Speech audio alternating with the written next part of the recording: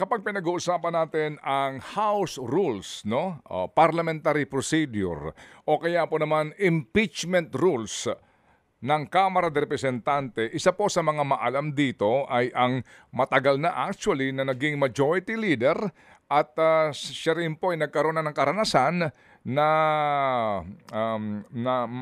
karanasan sa impeachment process na dumaan po sa Kamara. Si Mandaluyong Representative Boyet Gonzales po ang ating kakausapin. Maganda umaga po, Congressman.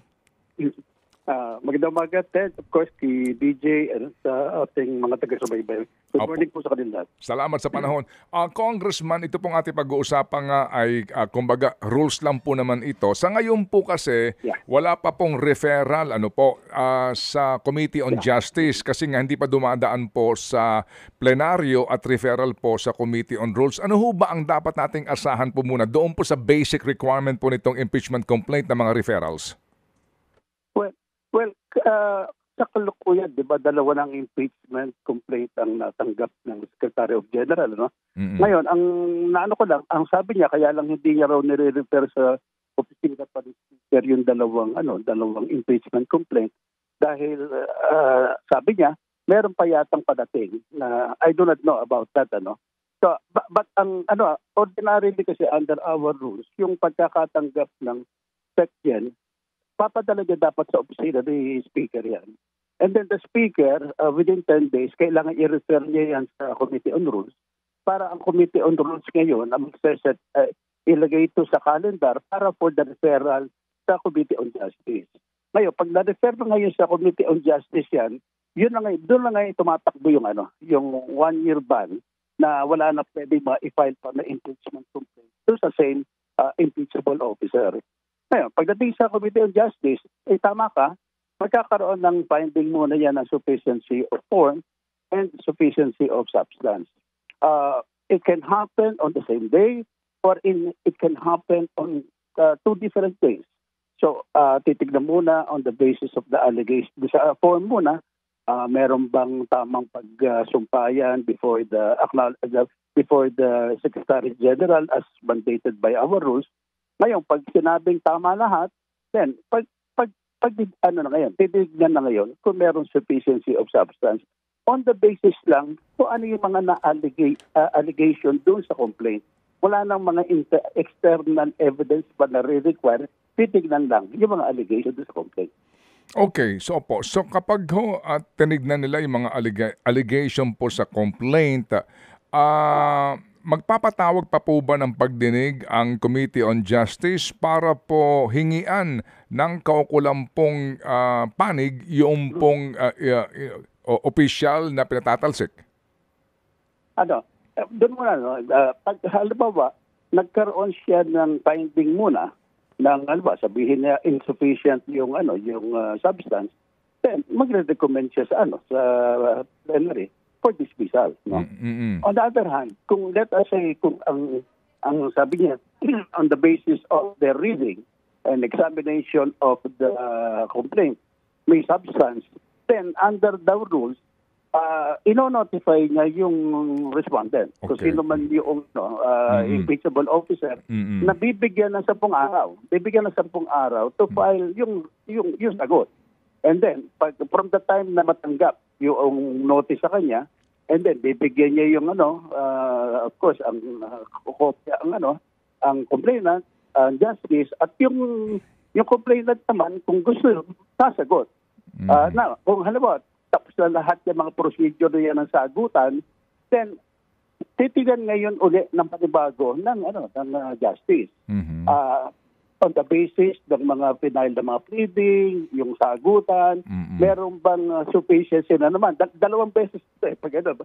Pag sinabing, hindi, talagang wala talagang sa isa ito, then recommend for dismissal. On the other hand, kung sabihin na sufficient na naman yung mga ebidensya thus far na in accordance with the pleading submitted, then isa-set for hearing. Doon, magkakaroon pa to ng hearing pa. Then, doon sa hearing na yan, siyempre, doon naman, i-examine yung mga ebidensya na ipinipresent ng complainant. Ngayon, ang sabi sa aming rules, while yung impeachable officer has 10 days to answer. Kung ayaw niya sumagot, walang pilitan yun. Kung ayaw niya sumagot, ang under our impeachment rules kasi, kahit na hindi siya sumagot, considered na dinideny niya rin lahat ng allegations laban sa kanya. So pagdating ngayon ng hearing ngayon yan, kahit naman hindi siya sumagot, bibigyan din siya ng pagkakataon na sagutin kung ano man yung mga ebidensya na pinipresent laban sa kanya. Pagkatapos na nito, parang ano to para sa fiscal to no? Pagkatapos nito, ayan, magdedetermine na naman ang committee on the basis of the evidence presented during the hearing.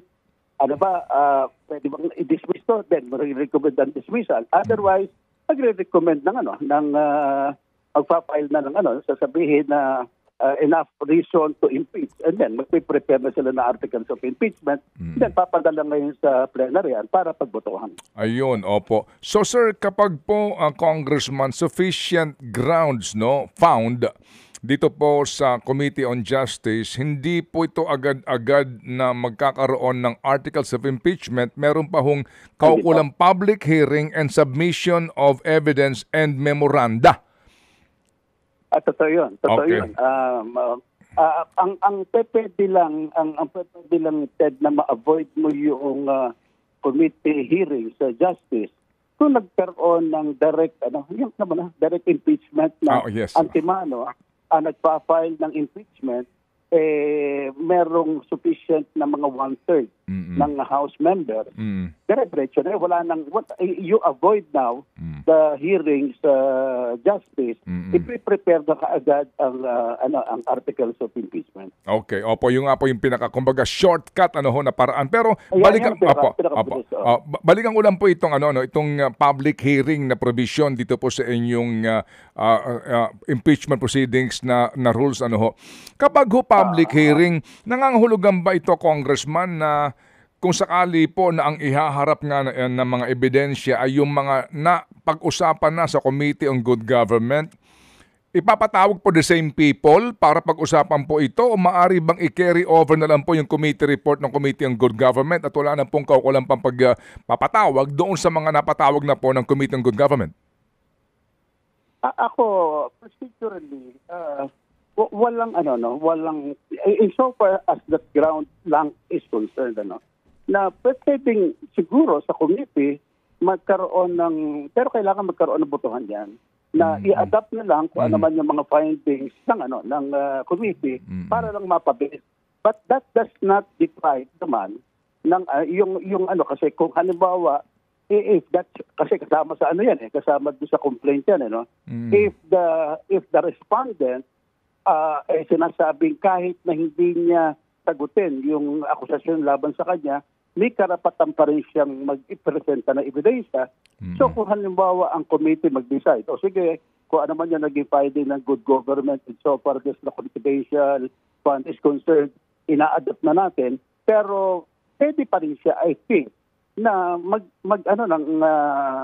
mag-offer ng evidence contrary to the report of the Good Government Committee. Opo. And hindi then ako sa akin lang kasi ang tinitignan ko lang yung rule kung halimbawa pwede kahit na pala hindi ka sumagot denied mo na rin So ibig sabihin pwede ka pa rin mag-offer the evidence because part of the complaint, the allegation is the complaint is the expenditure of the confidential fund. Okay, sige po. So sir, Congressman, ito hong Committee on Justice, pwede ho silang magkaroon ba sa rules ho ninyo ng marathon hearing dito? As in, mahabang oras sa isang araw, tapos araw-araw para po magkaroon ng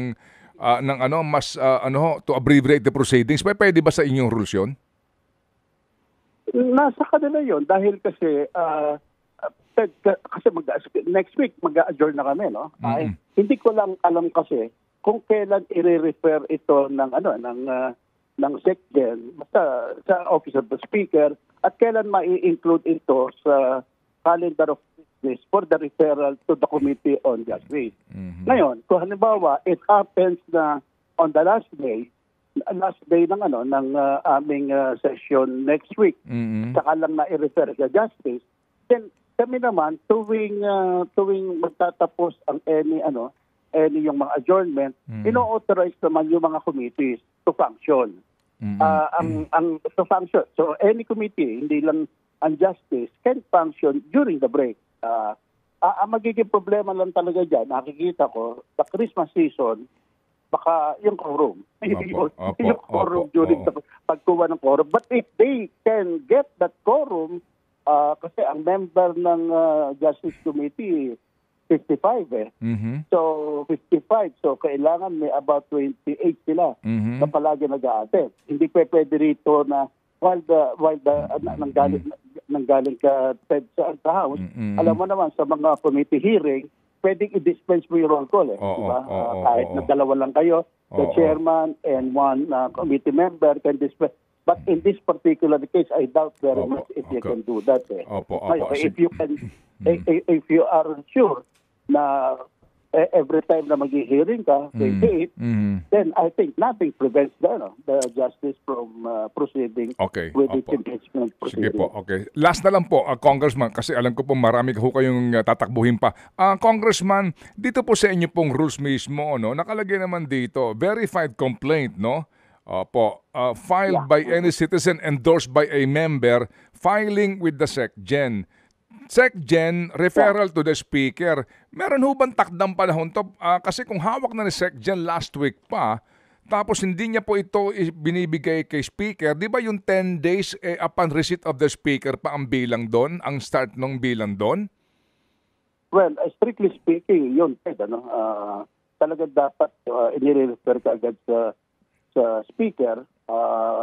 So, yung pagbilang mo ng 10 days na pag-refer ni Speaker sa rules, will be counted from the time na pinagdaran ng SecGen sa kanya. So sa ngayon po sa ngayon kung Boyet na hawak pa ito ng SecGen, wala pang bilang dito ng 10 days, no? Wala pang bilang.